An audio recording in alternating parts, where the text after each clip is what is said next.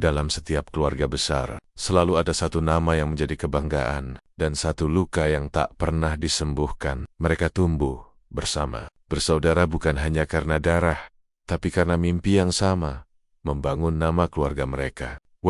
Namun waktu mengubah segalanya. Ambisi memisahkan yang dulu bersatu, dan ketika cinta ikut terlibat, pengkhianatan menjadi tak terelakkan. Harta bisa direbut, jabatan bisa dipertahankan, tapi kehormatan hanya bisa dijaga oleh mereka yang berani kehilangan segalanya. Ini bukan tentang siapa yang benar, tapi siapa yang berani menanggung dosa keluarga. Ketika darah, cinta dan dendam menjadi satu, hanya keheningan yang bisa memutus rantainya. Malam itu seharusnya menjadi malam biasa di rumah keluarga Hendra. Rumah besar di pinggiran kota, dengan taman kecil dan lampu gantung yang selalu menyala lembut di ruang makan. Tapi malam itu, lampu yang biasanya memberi kehangatan malah menjadi saksi bisu dari retakan pertama yang merusak segalanya. Hendra duduk di ujung meja, menatap piring yang masih kosong. Istrinya, Rani, baru saja pulang, dengan parfum mahal dan langkah yang terdengar terlalu ringan untuk seorang wanita yang katanya baru lelah dari rapat. "Rani, jam segini baru pulang?" tanya Hendra dengan nada datar. Rani tersenyum tipis, tapi matanya menghindar. "Ada meeting tambahan, Mas. Aku udah bilang kan, proyek dari Arman butuh revisi." Nama itu, Arman, membuat Hendra diam. Arman bukan sekadar rekan kerja Rani. Ia adalah adik iparnya sendiri, suami dari adik perempuan Hendra. Seorang pria yang dulu ia bantu bangkit, memberinya modal dan posisi di perusahaan keluarga. Hendra menatap istrinya dalam. "Kau sering banget kerja bareng Arman akhir-akhir ini." Rani tersenyum kecut. "Dia profesional, Mas. Jangan mikir yang aneh-aneh." Tapi entah kenapa, ada sesuatu di nada suaranya. Enteng, tapi menyimpan jarak. Pagi berikutnya Hendra menurunkan anaknya, Alia, ke sekolah. Bocah 10 tahun itu duduk diam di kursi mobil, menatap keluar jendela. "Papa," katanya lirih, "tadi di sekolah, temanku bilang mama sering jalan sama Om Arman," katanya. "Mereka lihat di mall." Tangan Hendra yang memegang setir menegang. "Siapa yang bilang begitu?" "Tina, anaknya Tante Sari." Hendra menarik napas panjang. Dunia rasanya berguncang. Dina adalah sepupu Alia.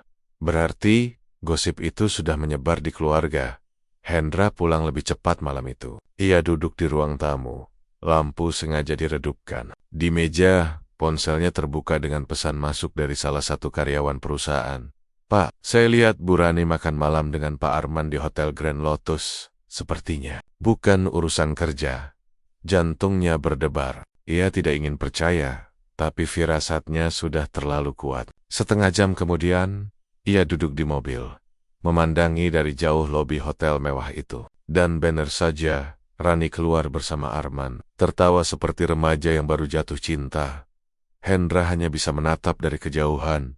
Rahangnya mengeras, hatinya bukan sekadar hancur, tapi terbakar. Beberapa hari kemudian keluarga besar berkumpul di rumah orang tua Hendra untuk acara makan malam bulanan. Semua tampak normal, sampai salah satu sepupu membuka pembicaraan yang menyengat. Ron, aku lihat kamu sama Mas Arman di Grand Lotus loh." "Wah, proyeknya pasti berat ya." Nada suaranya menggoda, tapi matanya penuh sindiran. Semua menoleh ke arah Hendra dan Rani. Rani hanya tertawa canggung, tapi Arman di seberang meja malah menimpali santai. "Ah, kita cuma makan malam biasa, kan satu tim, wajar dong." Hendra meletakkan sendoknya dengan keras. Suara logam beradu dengan piring, membuat ruangan hening. "Kalau urusan kerja, kenapa harus di hotel malam-malam?" Arman tersenyum kecil. "Mas, jangan terlalu serius. Dunia kerja enggak sesempit itu." "Dunia kerja atau dunia yang lain, Man?" balas Hendra dingin. Semua orang di meja terdiam. Rani mencoba menenangkan, tapi Hendra menepis tangannya. "Sudah cukup sandiwara kalian. Aku nggak butuh penjelasan di depan orang lain. Tapi ingat, kalau kalian berdua berani mempermalukan anakku, aku nggak akan diam." Rumah Hendra mulai dingin. Rani sering pulang larut, bahkan kadang tak pulang sama sekali. Alia sering menangis, diam-diam di kamar. Mendengar suara orang tuanya bertengkar, suatu malam, Hendra pulang dan mendapati koper di ruang tamu. Rani berdiri di sana, wajahnya datar. Aku mau pisah, Mas. Aku lelah. Kita nggak sejalan lagi. Hendra menatapnya tajam. Atau kau mau pergi karena Arman? Ronnie aku nggak mau berdebat.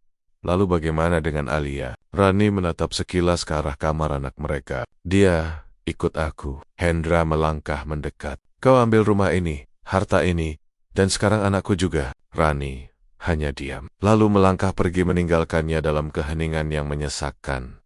Beberapa bulan kemudian, perceraian resmi diputuskan. Rani tinggal bersama Arman. Gosip menyebar cepat.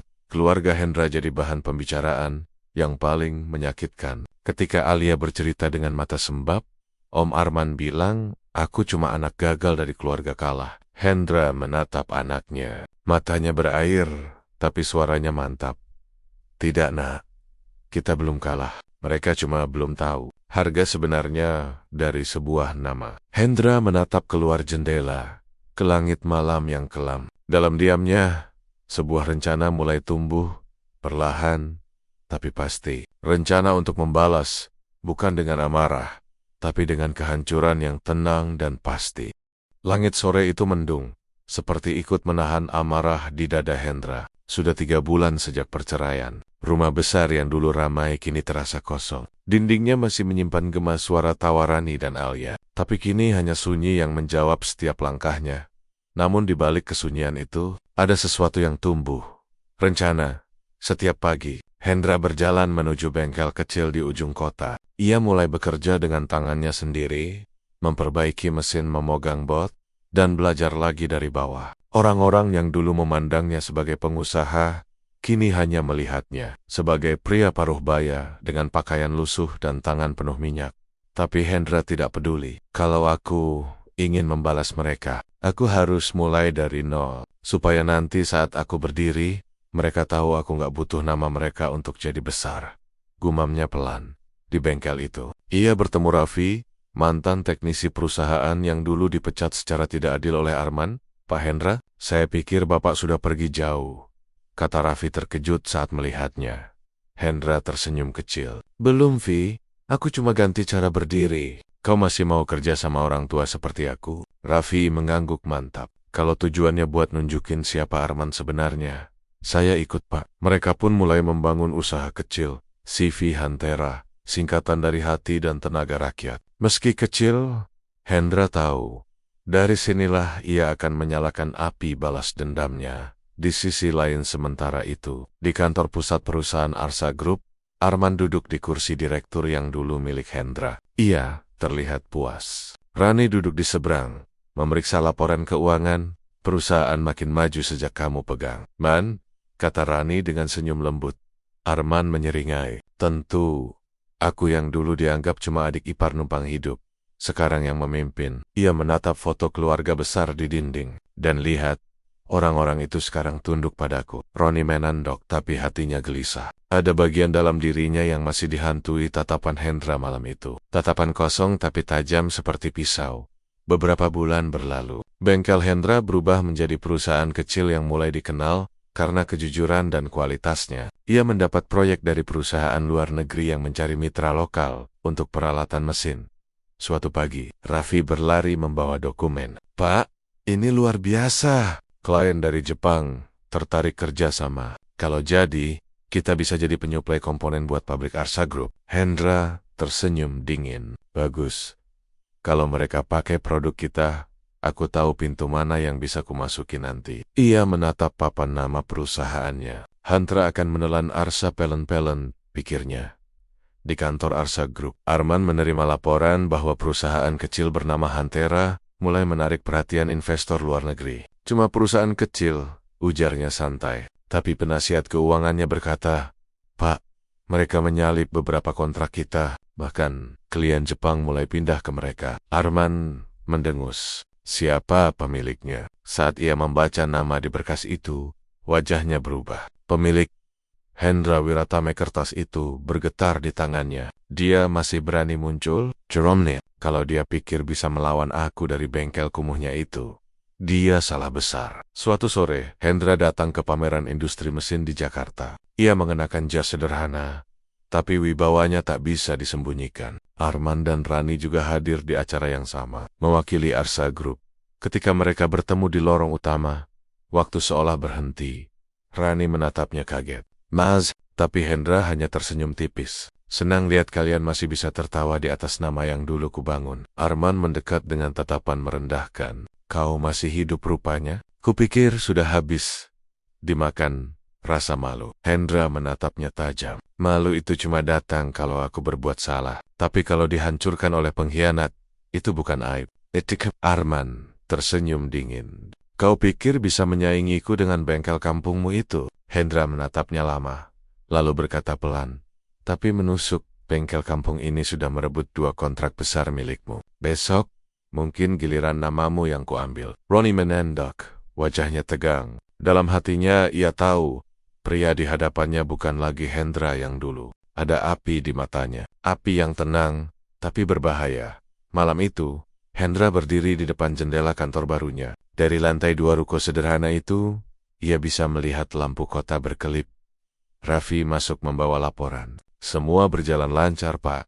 Tapi Arman mulai gerak. Ada isu, dia mau sabotase suplai bahan kita." Hendra tersenyum kecil. "Bagus.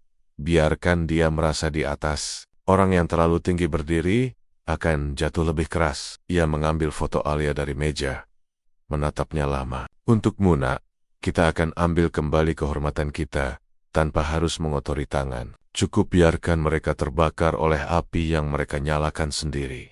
Pagi itu udara terasa berat, bukan karena kabut, tapi karena kabar buruk yang menunggu di meja kerja Hendra. Raffi datang dengan wajah tegang, membawa map biru berisi laporan logistik. "Pak, ada masalah besar," katanya cepat. "Semua bahan baku kita tertahan di pelabuhan. Ada dokumen yang tiba-tiba hilang. Tanpa itu, kita nggak bisa produksi." Hendra tidak langsung bereaksi. Ia hanya menatap laporan itu dengan mata tajam, lalu bertanya pelan, "Siapa yang tangani urusan pelabuhan?" "Orang baru, Pak.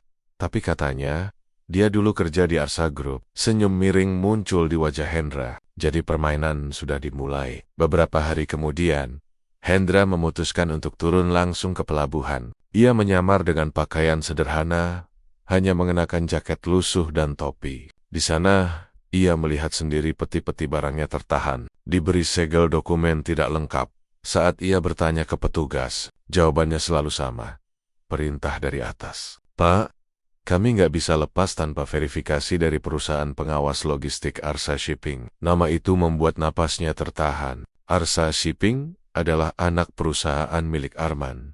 Hendra menarik napas dalam. Ia menatap laut yang berombak pelan dan berbisik ke dirinya sendiri. "Baiklah, Man. Kalau kau mau perang, aku tidak akan lari. Tapi aku akan pastikan kau yang menyesal menyalak di medan ini." 2 hari kemudian, di gedung megah Arsa Group, rapat darurat digelar. Arman duduk di kursi utama dengan senyum puas. Di layar proyektor muncul berita bahwa perusahaan Hendra gagal memenuhi pesanan internasional karena masalah legalitas dokumen. "Begitulah," kata Arman santai di hadapan timnya. "Reputasi mereka jatuh. Investor nggak akan percaya lagi." Salah satu manajer muda menatapnya ragu. "Tapi Pak, saya dengar Hantera sudah bekerja sama dengan perusahaan Jepang itu berdasarkan sistem kontrak resmi. Kalau mereka lapor, bisa jadi bumerang." Arman menatapnya tajam. "Kau pikir aku bodoh? Semua sudah kuatur. Lagi pula, dunia bisnis itu sederhana.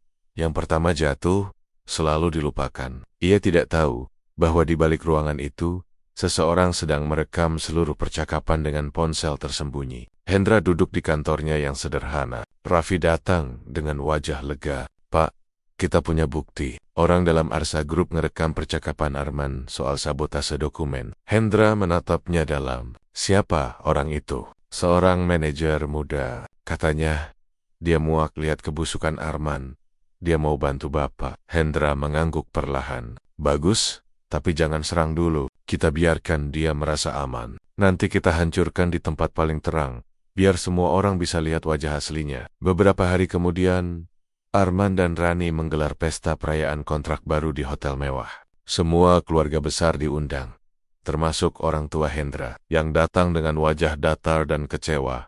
Di panggung, Arman berbicara dengan percaya diri. "Kita membuktikan bahwa keluarga ini masih punya nama besar. Walau ada yang mencoba menjatuhkan kita, nama Arsa tetap berdiri, tepuk tangan bergemuruh. Tapi di sudut ruangan, seseorang memasang proyektor kecil. Tiba-tiba, layar besar di belakang panggung berubah, menampilkan rekaman suara Arman. Sabotase aja. Antara itu perusahaan kampung. Kalau mereka jatuh, investor bakal balik ke kita. Ruangan langsung hening. Semua orang menatap ke arah panggung. Rani pucat, Arman berdiri kaku. Matikan itu! Teriaknya. Panik. Tapi suara di video terus berjalan. Makin jelas, makin menghancurkan. Kalau Hendra tahu, biarin. Sekalian aja dia tahu siapa yang ngerebut segalanya darinya. Keluarga besar mulai berbisik. Wartawan yang hadir di acara itu langsung mengeluarkan ponsel dan merekam. Ayah Hendra berdiri, menatap Arman dengan mata tajam. Jadi benar kau yang menjebak kakakmu sendiri? Katanya, dingin. Kau pikir kami akan bangga punya anak seperti itu? Arman mencoba menjelaskan, tapi suaranya tenggelam oleh kekacauan. Dan di luar ruangan, berdiri Hendra, menatap semuanya dari balik kaca hotel dengan ekspresi tenang Raffi Mendekot. Pak, kita berhasil. Semua orang tahu kebenarannya. Hendra hanya menatap langit malam. Belum, Vi. Itu baru luka pertama. Luka yang mereka ciptakan sendiri. Tapi nama itu belum kubersihkan sepenuhnya. Keesokan harinya, Rani datang ke kantor kecil Hendra. Wajahnya lelah, matanya sembab. Mas, semua berantakan. Arman diserang media, keluarga membencinya. Aku nggak tahu harus bagaimana. Hendra menatapnya lama. Kau datang karena merasa bersalah, atau karena takut kehilangan nama besar itu? Rani terdiam. Air matanya jatuh. Aku salah, Mas. Aku pikir aku bahagia sama dia. Tapi ternyata semua cuma semu. Hendra menatapnya datar. Aku nggak benci kamu, Ron. Aku cuma kecewa. Karena saat aku jatuh, kau malah ikut menendang. Rani memegangi tangannya. Mas, aku cuma mau minta satu hal. Jangan hancurkan dia lebih jauh. Hendra melepaskan genggaman itu perlahan. Dia sudah menghancurkan dirinya sendiri, Ron. Aku cuma nyalakan cermin, biar dia bisa lihat wajahnya. Berita tentang skandal Arsa Group memenuhi layar TV dan media sosial. Saham mereka anjlok, investor kabur, dan nama keluarga itu menjadi bahan cibiran. Di saat semua orang sibuk membicarakan kehancuran Arman, Hendra duduk di ruang kecilnya bersama Alia yang kini sudah mulai tersenyum lagi. Papa, semua orang bilang Papa hebat, kata Alia polos. Tapi Papa kelihatan sedih. Hendra tersenyum tipis. Karena, kemenangan yang datang dari luka nggak pernah bener-bener terasa manis. Ia menatap keluar jendela. Dalam matanya masih ada api. Bukan amarah, tapi luka yang belum padam. Sebab ia tahu perang nama ini belum selesai. Hujan deras malam itu membasahi jalanan kota. Di sebuah apartemen yang kini sunyi, Arman duduk menatap layar berita. Wajahnya kusut, rambutnya acak-acakan, dan matanya merah karena kurang tidur. Berita tentang skandalnya masih terus tayang di televisi. Direktur Arsa Group, Arman Wiratama, diduga melakukan sabotase terhadap perusahaan pesaingnya, Hantera, yang dimiliki oleh kakaknya sendiri. Ia melempar gelas ke dinding. Pecah. Cukup, teriaknya. Rani menunduk di sofa. Man, kita bisa mulai dari awal. Kita minta maaf, kita jelaskan semuanya. Arman menatapnya tajam. Mulai dari awal. Kau pikir aku mau hidup sebagai pecundang? Aku bukan Hendra, Ron. Aku nggak mau jatuh dan dicemooh orang. Ia menarik napas panjang, lalu berkata lirih tapi bergetar. Kalau dia bisa menyerangku lewat reputasi, aku akan balas lewat masa lalunya. Rani menatapnya ngeri. Apa maksudmu? Arman menatap keluar jendela, menatap kilatan petir. Setiap orang punya debu di masa lalu. Aku cuma perlu meniup sedikit, dan semuanya akan berantakan. Keesokan harinya, Arman mulai menyelidiki. Ia memanggil orang kepercayaannya, Reno, seorang mantan detektif yang kini bekerja di dunia gelap bisnis.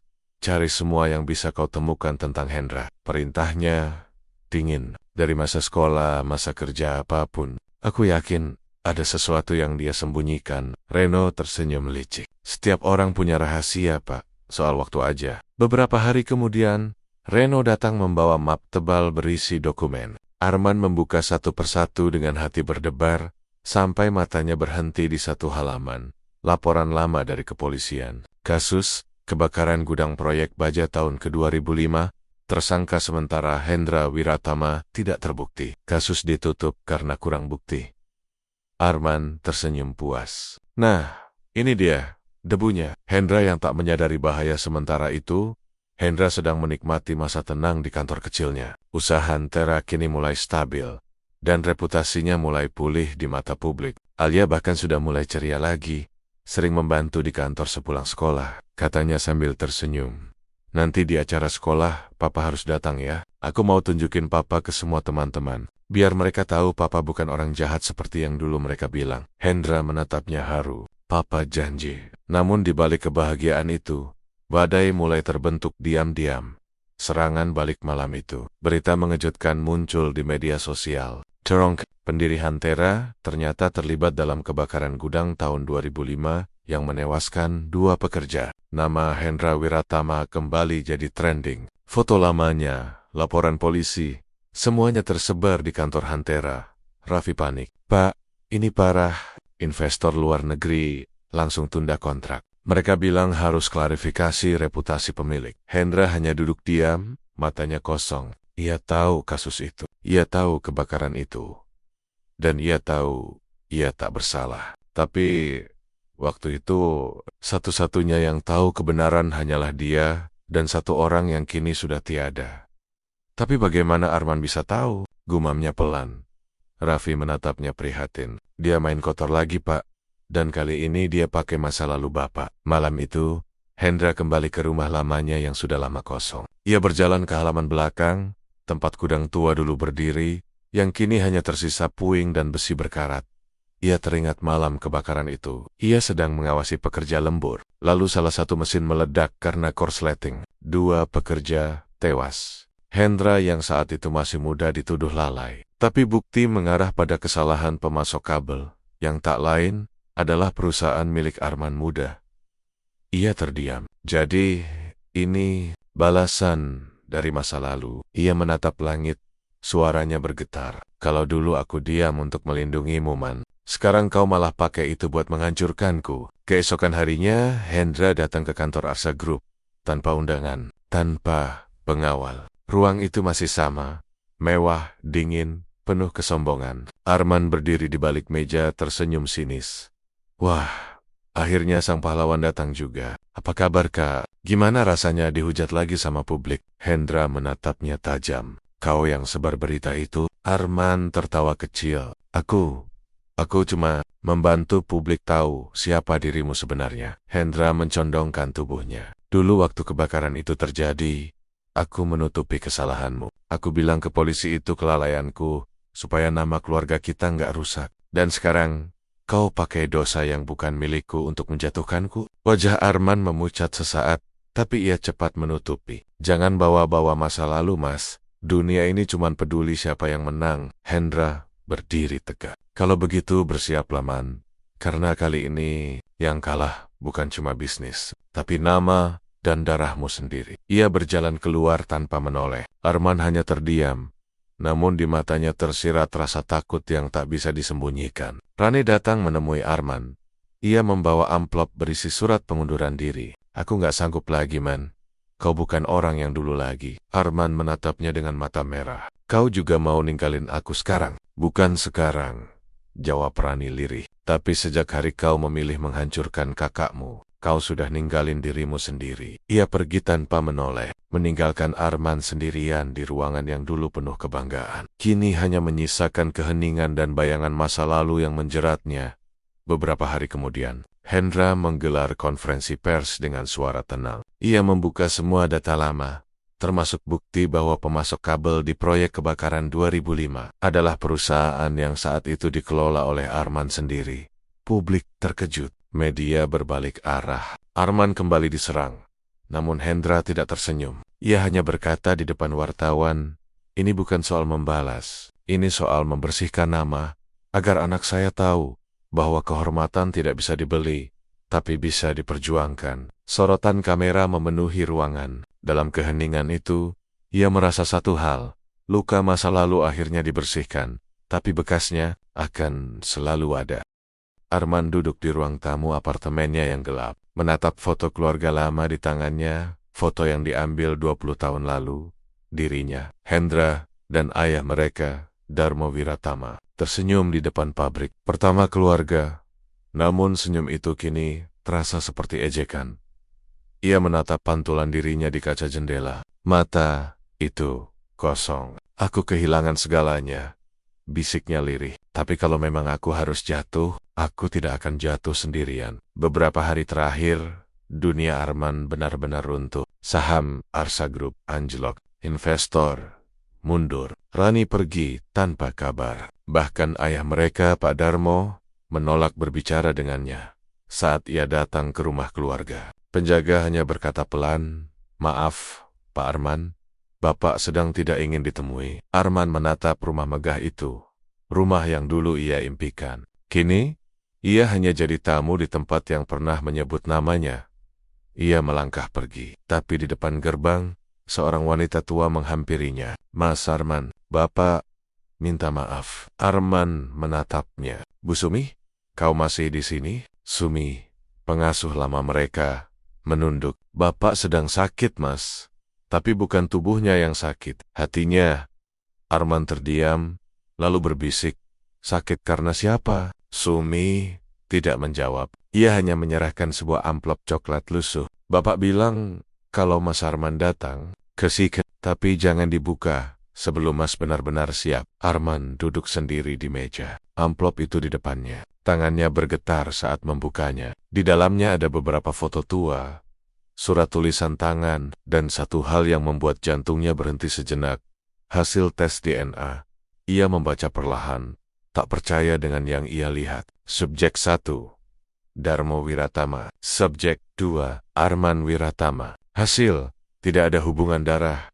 Amplop itu terlepas dari tangannya. "Enggak mungkin," bisiknya. "Aku bukan anaknya." Ia membaca surat yang disertakan, tulisan tangan ayahnya sendiri. "Arman, kalau suatu hari kau membaca surat ini, artinya rahasia yang kutahan selama puluhan tahun akhirnya terbuka. Kau bukan anak kandungku. Ibuku meninggal saat melahirkanmu. Aku menikahi ibumu yang waktu itu sudah mengandung. Tapi aku membesarkanmu sebagai darahku sendiri. Karena bagiku, nama Wiratama bukan soal darah, tapi kehormatan." Arman menatap surat itu lama. Air matanya jatuh satu persatu. "Jadi, selama ini aku berjuang untuk membuktikan nama yang bahkan bukan milikku." Ia menatap cermin di depannya.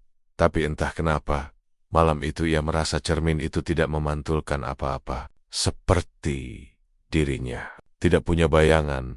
Sementara itu, Hendra sedang menjenguk ayahnya yang terbaring di rumah sakit. Pak Darmo menatap putranya dengan mata lemah. "Hendra, kau sudah lihat Arman?" "Belum, Pak. Dia menghindar," jawab Hendra pelan. Pak Darmo menarik napas berat. Dia marah.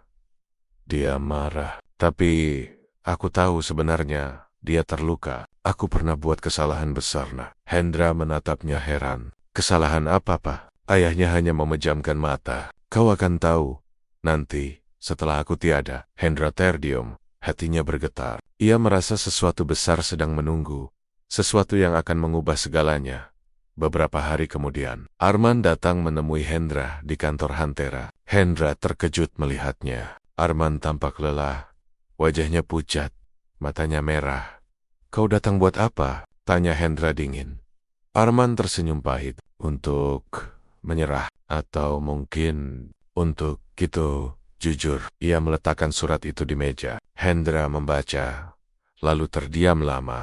"Jadi, kau bukan anak ayah?" Arman mengangguk pelan. "Bukan.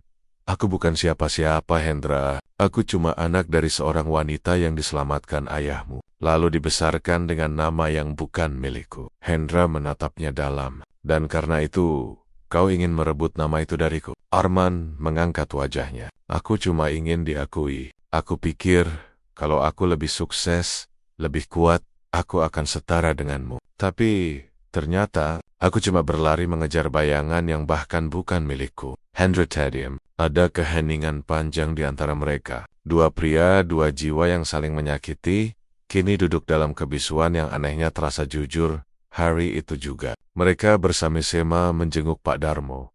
Saat melihat dua anaknya datang, wajah tua itu tersenyum samar.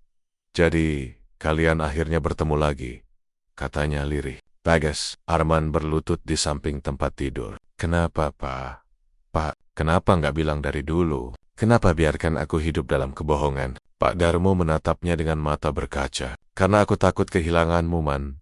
Karena aku tahu, di dunia ini, nama lebih kejam dari darah. Arman menunduk, menangis. Hendra menggenggam bahu adiknya pelan. Kau tetap saudaraku, Man.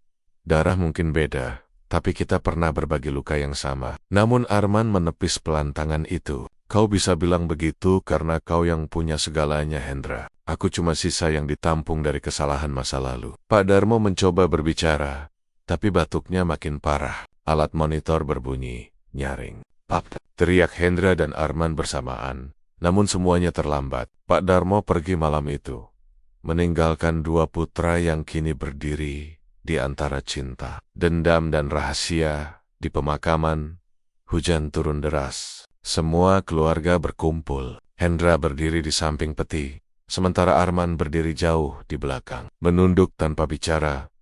Setelah upacara selesai, Hendra menghampirinya. Ayah meninggalkan pesan terakhir untukmu. Arman mengangkat wajah.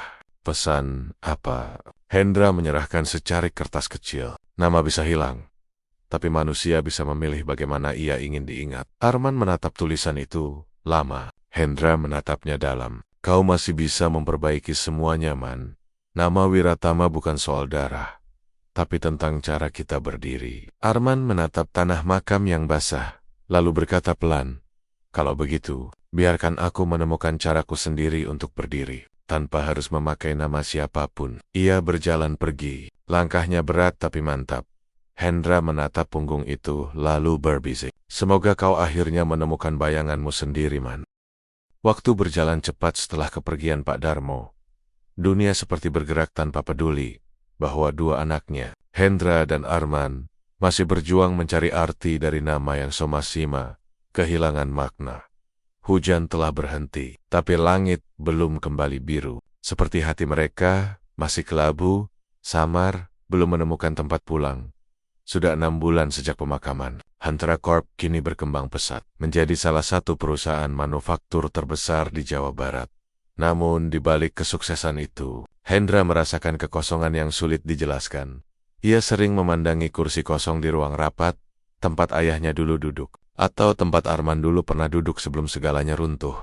Sore itu, sekretarisnya mengetuk pintu. Pak, ada seseorang dari notaris yang ingin bertemu. Hendra mengangguk. Tak lama, pria berjas hitam masuk dengan map coklat di tangan. Saya datang membawa surat warisan terakhir dari almarhum Bapak Darmo Wiratama, katanya dengan suara resmi.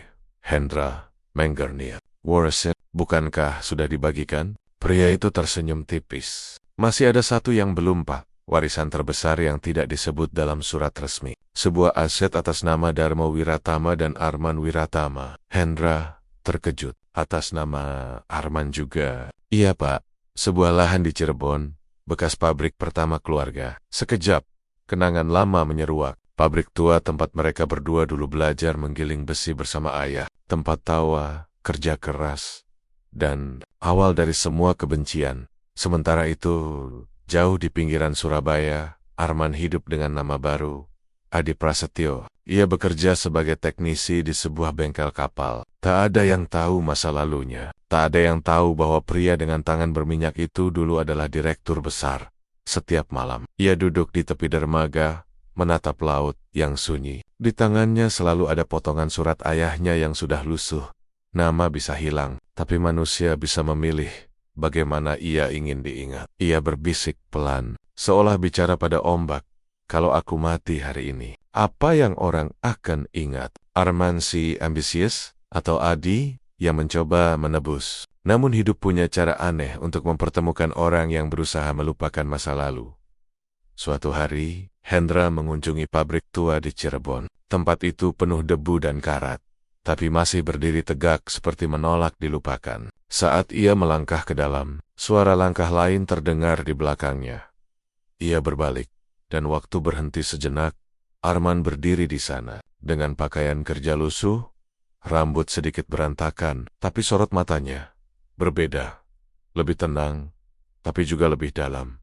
Hendra menatapnya tak percaya. Kau di sini? Arman mengangguk. Aku dengar pabrik ini atas namaku juga. Aku cuma ingin lihat tempat terakhir yang masih punya jejak dari masa lalu. Mereka berjalan menyusuri ruangan besar itu dalam diam. Bau besi tua dan oli memenuhi udara. Setiap langkah membawa ingatan lama, tawa, pertengkaran, impian masa kecil di tengah ruangan.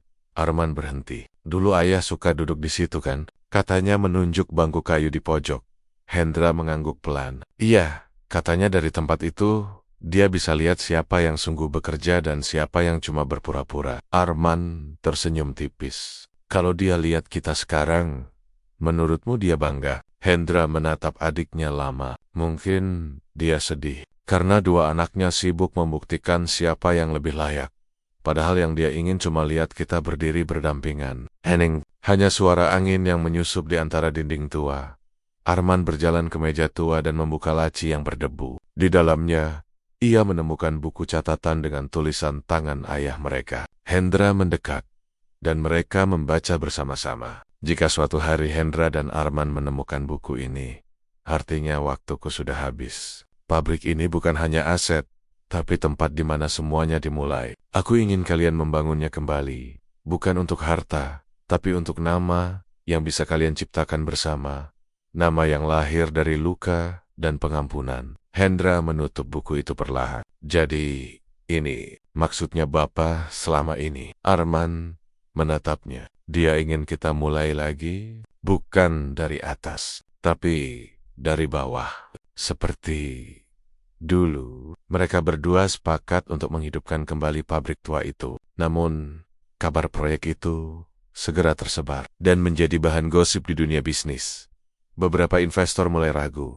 Kenapa Hendra mau kerjasama dengan orang yang pernah menghancurkan keluarganya? Media mulai mencium kisah lama. Nama Hantara mulai goyah. Salah satu direksi menegur Hendra. Pak, ini berbahaya. Arman itu masa lalu.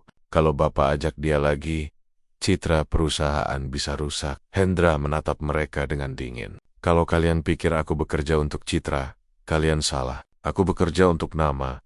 Dan nama itu harus dibersihkan dari dendam. Sementara itu, Arman menghadapi cobaan lain. Ia dikunjungi seseorang dari masa lalunya, Rani. Rani datang ke pabrik, membawa berkas. Aku dengar kau kembali kerja dengan Hendra. Arman tidak menatapnya. Aku cuma bantu, tidak lebih. Rani menatapnya dengan mata berkaca. Kau tahu, Man, aku dulu bukan meninggalkanmu karena cinta. Aku pergi karena takut. Takut lihat kau berubah jadi orang yang bukan lagi aku kenal. Arman menatapnya dingin. Dan sekarang kau datang karena apa? Rasa bersalah? Karena aku ingin kau memaafkan dirimu sendiri. Jawab Rani pelan. Arman terdiam. Kata-kata itu menembus jauh ke dalam dirinya. Lebih tajam dari hinaan manapun yang pernah ia dengar. Beberapa bulan kemudian, pabrik tua itu berdiri kembali. Dengan nama baru, Lenget Wiratama Industries, bukan Arsa, bukan Hantara. Nama yang netral, lahir dari dua saudara yang akhirnya mau berdamai saat upacara pembukaan. Arman berdiri di belakang panggung, tak ikut bicara. Ia hanya menatap langit luas di atas mereka. Hendra, panggilnya pelan setelah acara selesai. Hendra menoleh. Apa? Arman tersenyum samar. Terima kasih. Sudah mau percaya lagi. Hendra menepuk bahunya. Nama kita memang mungkin berbeda, tapi langit yang kita lihat tetap sama. Mereka menatap langit sore yang berwarna keemasan. Langit yang tak butuh nama untuk diingat, tapi cukup menjadi saksi bahwa dua jiwa yang hancur akhirnya bisa berdiri, berdampingan kembali. Namun, jauh di kerumunan, seorang pria misterius memperhatikan dari kejauhan. Ia memegang dokumen bertuliskan, klaim saham lama PT Arsa Group, pemegang asli, M. Yusuf Darmawan. Ia tersenyum tipis. Permainan kalian belum selesai, Hendra, Arman. Langit kalian baru saja mulai mendung lagi. Angin malam berembus pelan di halaman pabrik baru, Langit Wiratama Industries. Dari kejauhan, lampu-lampu kota berkelip seperti bintang yang nyaris padam. Namun di ruang rapat lantai 2, ketenangan itu terganggu oleh berita yang menghantam seperti badai di hadapan Hendra dan Arman. Seorang pengacara muda membuka map tebal berisi dokumen hukum. Maaf Pak, katanya dengan nada tegang. Ada pihak yang mengklaim bahwa pabrik dan beberapa aset keluarga Wiratama bukan milik sah Anda berdua. Hendra menatap tajam. Apa maksud Anda? Pengacara menelan ludah. Nama penggugatnya, M. Yusuf Darmawan. Ia mengaku sebagai mitra lama almarhum Pak Darmo. Menurutnya, pabrik pertama di Cirebon, tempat Langit Wiratama berdiri sekarang, dibangun dengan modal bersama. Dan ia punya bukti tertulis. Suasana seketika membeku. Arman berbisik, Yusuf Darmawan. Aku pernah dengar nama itu. Ayah dulu sering menyebutnya, tapi selalu dengan nada berat. Hendra menatap keluar jendela. Rahangnya mengeras. Kalau itu benar, maka masa lalu ayah belum selesai. Dan kita yang harus menanggungnya. Mereka menerima undangan mediasi dari Pengadilan Bisnis Jakarta. Di sana, untuk pertama kalinya mereka bertemu M. Yusuf Darmawan, pria tua berusia sekitar 70. Berjas rapi, tapi matanya tajam seperti elang yang tak kenal belas kasihan.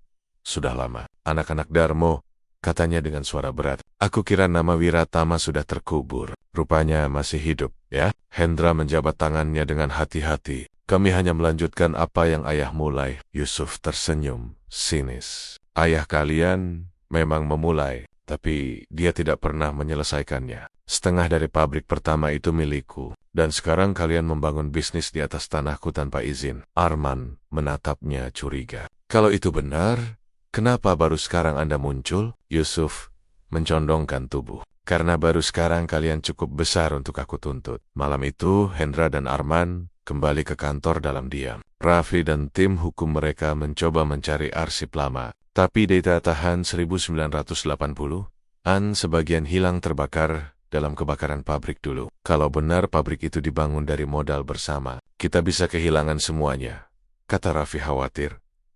Arman berjalan mondar-mandir, gelisah. Aku bilang dari awal, kita nggak harus pakai nama Wiratama. Sekarang lihat akibatnya. Hendra menatapnya tajam. Kau pikir aku tahu ini akan terjadi? Aku cuma ingin melanjutkan warisan ayah. Warisan? Arman mendengus. Warisan yang selama ini cuma jadi beban. Nama ini nggak pernah membawa kita kemanapun selain luka. Suara mereka meninggi. Hendra membanting berkas ke meja. Kau pikir lari dari nama itu menyembuhkanmu, Man? Tidak.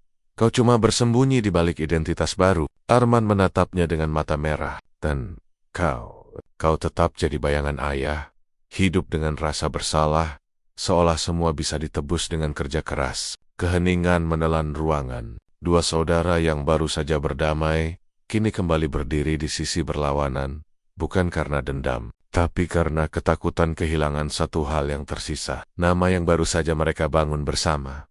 Penyelidikan Raffi menemukan sesuatu yang mengejutkan. Pak, kami menemukan hubungan antara Yusuf Darmawan dengan seseorang bernama Hendra Wijaya, mantan Direktur Keuangan Arsa Group dulu.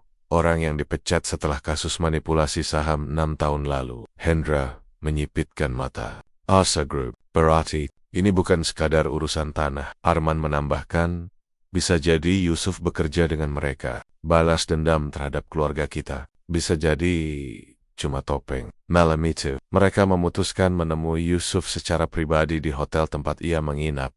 Yusuf sedang duduk di balkon saat mereka datang. Kalian datang tanpa pengacara? Tanyanya tenang. Kami ingin dengar langsung dari Anda, kata Hendra dingin.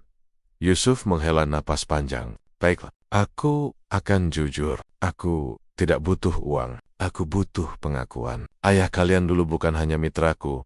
Dia juga kakakku. Hendra dan Arman terpaku. Darmo Wiratama adalah kakakku, lanjut Yusuf. Kami berselisih karena warisan orang tua kami. Ia mengambil nama keluarga untuk dirinya sendiri dan meninggalkanku tanpa apapun. Aku hanya menuntut bagian yang dulu jadi hakku. Arman berbisik pelan. Jadi, kau paman kami? Yusuf menatap mereka tajam. Darah yang sama, tapi jalan yang berbeda. Sekarang aku datang untuk menagih janji lama, bahwa nama Wiratama bukan milik satu orang. Pertarungan di pengadilan kasus itu meledak di media. Paman tuntut keponakan. Perebutan warisan Wiratama memanas. Headline itu tersebar di mana-mana. Investor panik. Saham Langit Wiratama merosot tajam. Namun Hendra dan Arman memutuskan satu hal. Mereka akan bertarung bersama. Di hari sidang pertama, Arman berdiri di samping Hendra. Dua sosok yang dulu saling menghancurkan, kini berdiri sejajar. Yusuf memandang mereka dari seberang ruang sidang. Matanya dingin namun ada kilatan rasa bangga tersembunyi di dalamnya. Saat hakim bertanya apakah mereka akan menyerahkan setengah kepemilikan pabrik kepada Yusuf, Hendra menjawab dengan suara mantap. Tidak, tapi kami bersedia berbagi nama. Kami ubah nama perusahaan menjadi Dharma Wiratama Industries. Karena kalau benar kami satu darah, maka nama ini bukan untuk diperebutkan, tapi untuk ditebus. Ruangan hening. Yusuf memejamkan mata lama, lalu berkata lirih, Dharma, itu nama ayahku, nama yang dulu ku benci, tapi kini kalian bawa dengan kehormatan. Ia berdiri, menatap mereka berdua. Baiklah, aku cabut tuntutanku, tapi ingat, nama besar itu berat. Jangan biarkan keserakahan menghapus maknanya lagi. Beberapa minggu kemudian, kasus itu resmi ditutup. Media menulis kisah dua saudara yang mempertahankan kehormatan keluarga, bukan demi harta, tapi demi nama yang dibersihkan oleh darah dan luka. Hendra menatap Arman di depan pabrik. Kau yakin mau tetap di sini? Arman tersenyum kecil. Tidak, aku mau pergi sebentar. Tapi kali ini bukan untuk kabur. Aku cuma mau belajar hidup tanpa nama, agar tahu bagaimana rasanya jadi manusia biasa. Hendra menepuk bahunya. Kau tahu di mana harus kembali. Arman menatap langit sore yang merah. Selama langitnya masih sama, aku nggak akan hilang. Mereka berdua tersenyum. Untuk pertama kalinya, tidak ada dendam, tidak ada beban, hanya ketenangan, seperti langit yang akhirnya menemukan warnanya sendiri setelah badai panjang. Namun, dari kejauhan, seseorang sedang menatap pabrik itu dengan pandangan tajam. Di sebuah foto tua tergenggam. Foto tiga pria muda, Darmo, Yusuf, dan seorang pria lain yang wajahnya dihapus tinta hitam. Suara langkahnya bergema pelan, diikuti gumaman dingin. Dua generasi belum cukup. Sekarang giliranku menagih yang tersisa. Pagi itu langit Jakarta berwarna kelabu. Hujan tipis turun, membasahi halaman depan Dharma Wiratama Industries, perusahaan yang kini berdiri bukan di atas ambisi, tapi di atas pengorbanan. Namun di balik ketenangan itu, badai terakhir sedang menunggu. Dan kali ini bukan badai dari luar, tapi dari masa lalu yang menolak mati. Di ruang rapat utama, Hendra sedang memeriksa laporan bulanan bersama Raffi. Semuanya tampak baik. Penjualan meningkat, reputasi mulai pulih, tapi kemudian resepsionis masuk tergesa. Pak, ada seseorang yang memaksa ingin bertemu, katanya. Urusan keluarga. Hendra menghela napas. Siapa namanya? Wanita itu ragu sejenak sebelum menjawab. Dia bilang, namanya Surya Darmawan. Nama itu membuat Hendra terpaku. Tamu, berarti masih keluarga Yusuf. Beberapa menit kemudian, pintu terbuka. Masuklah seorang pria paruh baya dengan jas abu-abu. Rambut mulai memutih, namun matanya tajam, sama seperti mata Yusuf dulu. Selamat pagi, Tuan Wiratama. Katanya datar. Atau sebaiknya kau panggil Hendra saja? Hendra berdiri. Anda siapa? Surya tersenyum dingin. Aku anak Yusuf, dan aku datang bukan untuk berdamai, tapi untuk menyelesaikan apa yang ayahku mulai. Beberapa hari kemudian, Hendra dan Arman bertemu dengan Surya di ruang mediasi. Pria itu membawa setumpuk dokumen tua, surat perjanjian, sertifikat, bahkan foto lama keluarga yang belum pernah mereka lihat sebelumnya. Surya menatap mereka dengan tatapan penuh dendam. Kalian pikir cerita keluarga kita berakhir saat ayahku mencabut tuntutannya? Salah besar. Ia menaruh foto di meja. 3 pria muda, Darmo, Yusuf, dan seorang lagi, yang wajahnya sebagian tertutup bayangan. Lihat, baik, orang ketiga ini adalah kakek kalian berdua. Arman mengernyit. Kakek, bukankah kakek kami hanya punya 2 anak, ayah dan Pak Yusuf? Surya menggeleng. Tidak, mereka bertiga bersaudara. Yang ketiga Surya Wiratama, dihapus dari semua catatan keluarga karena dituduh menggelapkan uang perusahaan keluarga. Tapi kenyataannya, dialah yang memulai semua bisnis ini. Ia menatap mereka tajam. Dan aku adalah cucu dari Surya Wiratama. Aku datang untuk mengambil kembali nama yang dicuri oleh keluarga kalian. Hendra dan Arman terpojok berita itu meledak di media. Keturunan ketiga Wiratama gugat Dharma Wiratama Industries. Investor mulai menarik dana. reputasi kembali hancur. Di ruang rapat, Raffi memegang kepalanya. Kita bisa bangkrut kalau kasus ini terus berlanjut. Semua saham dibekukan. Arman menatap jendela, wajahnya muram. Kita berjuang begitu lama untuk nama ini, tapi ternyata nama inilah yang selalu menghancurkan kita. Hendra hanya diam. Dalam pikirannya, wajah ayah dan paman mereka berkelebat. Semua luka, semua ambisi, semua kebohongan yang diwariskan turun-temurun. Aku lelah, Man, katanya pelan. Mungkin sudah waktunya nama ini berakhir. Arman menatapnya tajam. Kau mau menyerah? Hendra menatapnya balik. Bukan menyerah, tapi membebaskan. Hendra memutuskan menemui Surya secara diam-diam di tempat yang sama di mana dulu pabrik tua berdiri, di Cirebon. Tempat segalanya dimulai. Malam itu hujan deras. Lampu redup di gudang tua itu menambah suasana mencekam. Surya sudah menunggu di sana, berdiri di antara debu dan sisa mesin tua. Jadi, kau datang, katanya dingin.